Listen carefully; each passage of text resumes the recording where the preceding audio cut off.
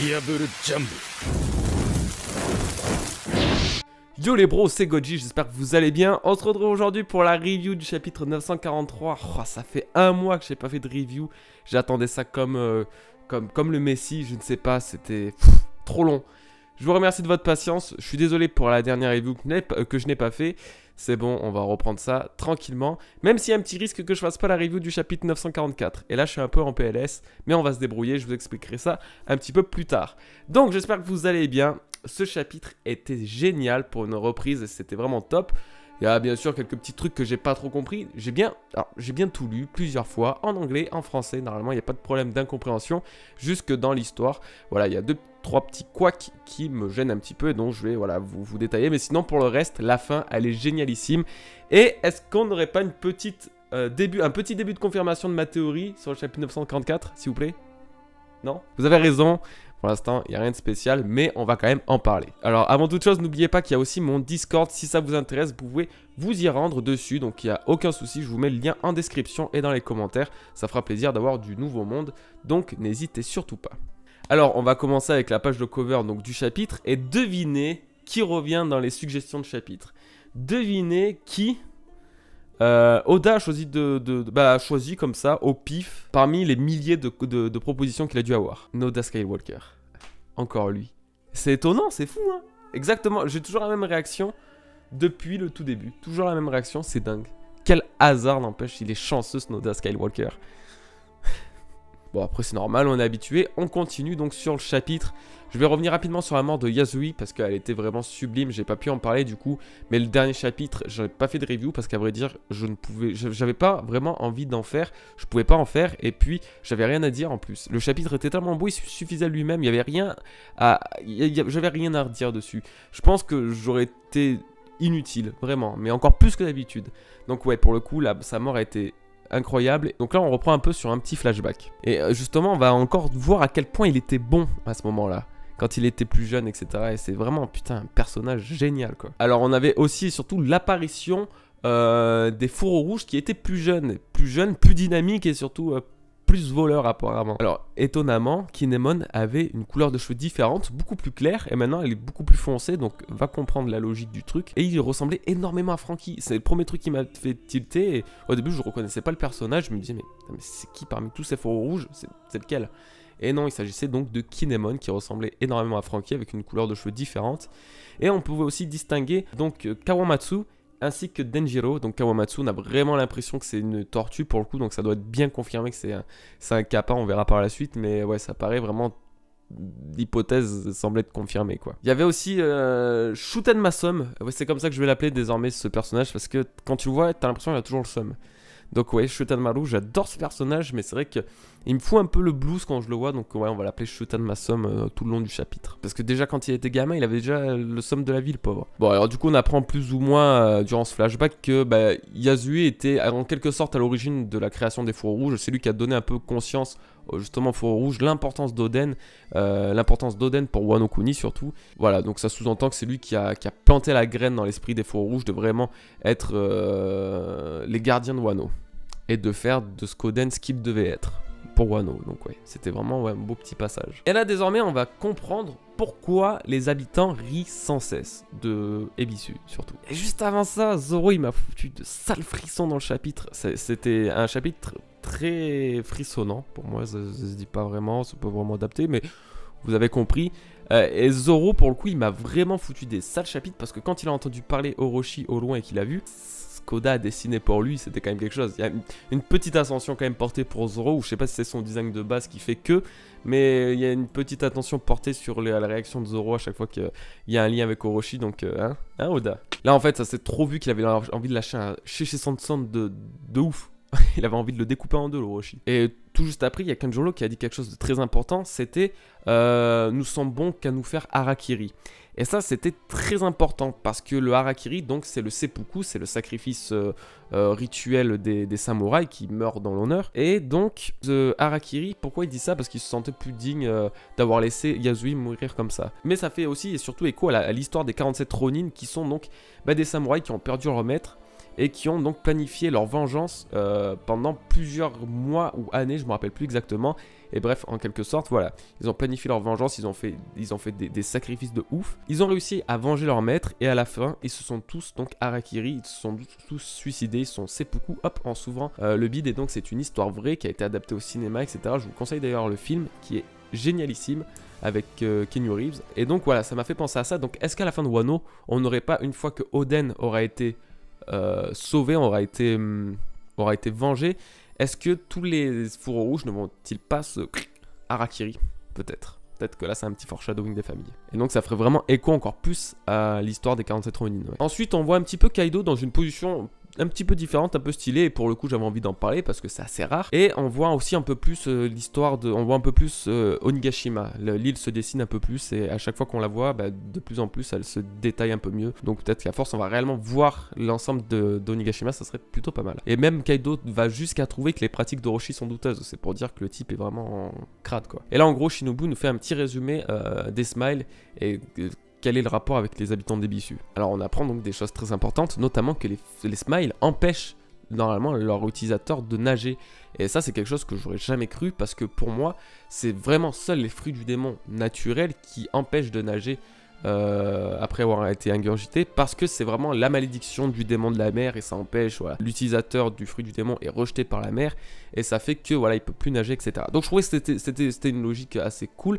Et en voyant que les smiles des fruits artificiels créés par quelqu'un empêchent aussi de nager en maudissant celui qui le mange, ben, ça me paraît un petit peu bizarre. Il y a pas une notion de divinité comme pour les fruits du démon naturel. Donc est-ce que l'origine des smiles est-elle vraiment, on va dire, humaine, ou n'y a-t-il pas un peu un produit à quelque part qui a été trouvé par Vegapunk, par César Clown ou quoi que ce soit, ou par Doflamingo, qui fait que c'est un produit, pas divin mais presque, qui est en rapport avec justement tout ce qui est malédiction des mers, etc. Et donc qui a été utilisé pour les smiles. Donc je sais pas, mais franchement je pensais vraiment que les smiles pouvaient nager.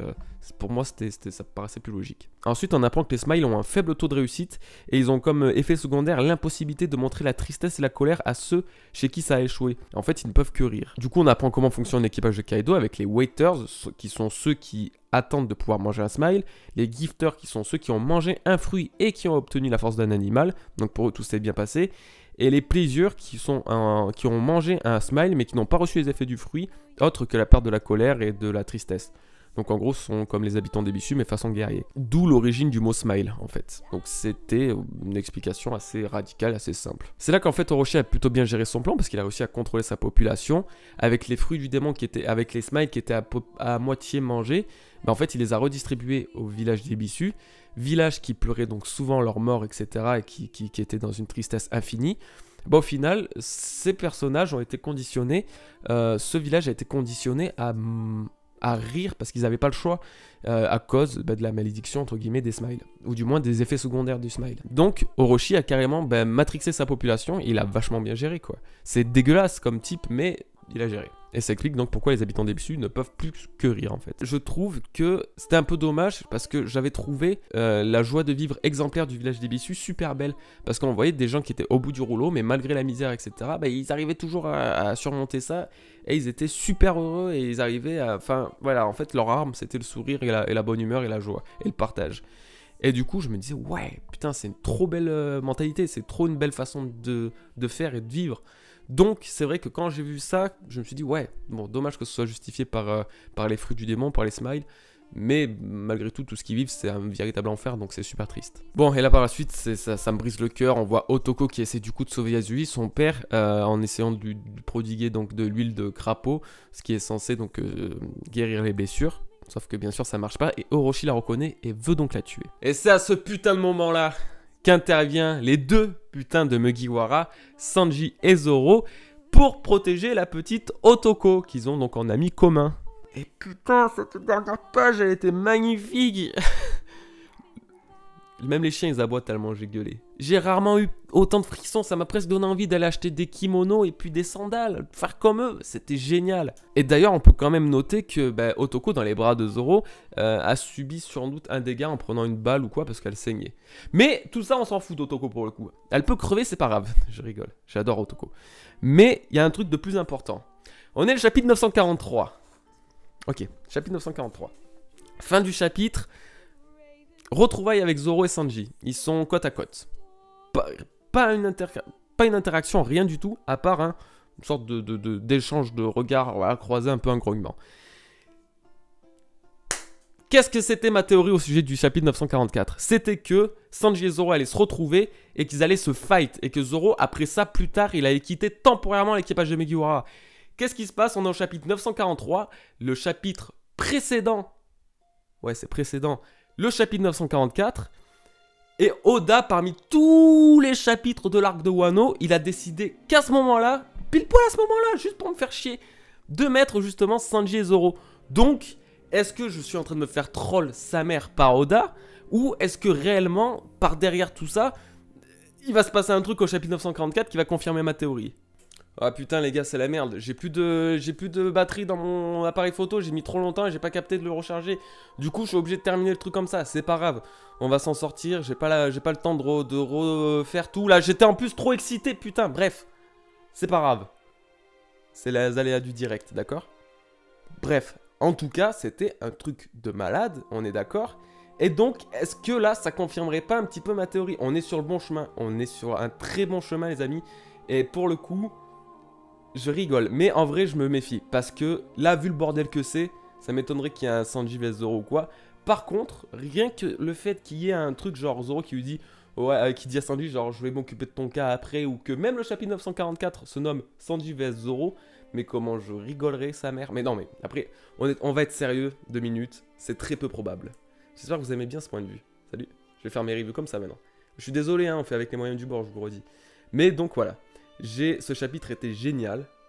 Ma théorie se valide quelque peu. C'est vrai que le hasard fait quand même bien les choses. Hein. On arrive pile poil au chapitre 944. Et hop, tout juste là, le chapitre d'avant. Pouf, Zoro et Sanji. Alors qu'ils auraient pu le faire, je sais pas, au chapitre 923. Ils auraient pu le faire au chapitre 932, 37, 950. Non, non, non. Chapitre 943. Donc on va voir au chapitre 944.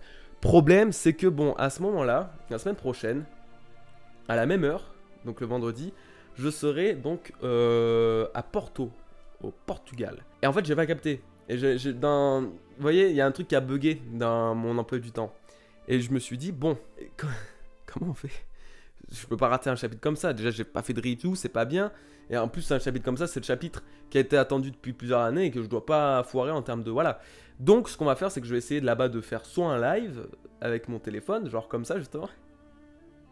Soit trouver un autre moyen, peut-être je vais prendre mon matériel, et puis voilà, je vais mettre comme ça, ouais c'est bien, salut. Et donc voilà, on verra, je dois vous donner la gerbe là, je suis désolé. Mais en tout cas, bon ce chapitre était génialissime, vraiment ouf. Et puis pour ma théorie, bah, ça se confirme petit à petit. On verra déjà, on va dire 30% de ma théorie validée. Rien que par le fait que ça soit à ce moment-là, c'est très cool. Mais ça peut tout changer, ça peut être totalement différent. Franchement là, ça peut être... le chapitre 944, il est vraiment imprévisible pour le coup, et que j'en ai parlé il y a pas longtemps. Et beaucoup de choses sont encore compromises, et d'autres qui sont sur la bonne voie. Donc franchement, c'est très très bizarre et très très instable. Ça se trouve, il va rien se passer du tout. Parce que pendant ce temps-là, il y a quand même Mama, Chopper et les autres qui sont encore en route. Ouais, on est sur... Attention, on est sur Lézard là. On est sur Lézard avec Mama. Et en fait, ils sont en route pour le fameux truc de la prison. Et le problème, c'est que bah, la prison, ça fait 10 chapitres qu'ils sont là-bas. Ils n'arrivent pas à y arriver. C'est petit problème d'incohérence d'Oda avec le fait que la prison est vraiment trop loin. Genre, ils ont peut-être fait 10 fois le tour de Wano, ils s'en ont pas rendu compte. Et donc, j'espère qu'ils vont quand même réussir à arriver à la fin avant la fin de Wano Kuni à la prison. Ce serait compliqué. Et voilà, je commence à avoir une crampe, donc on va arrêter la vidéo, puis ça commence à devenir un peu n'importe quoi. Donc je vous dis à bientôt les bros, merci d'avoir regardé cette review, je suis désolé, c'était le bordel. On a quand même réussi à avoir une bonne petite qualité pendant quelques temps, donc c'est déjà pas mal, on va pas se plaindre. N'hésitez pas à laisser un petit pouce bleu si ça vous a plu, ou un petit commentaire, et puis on se dit donc à très bientôt pour une nouvelle vidéo. Portez-vous bien, peace les bros.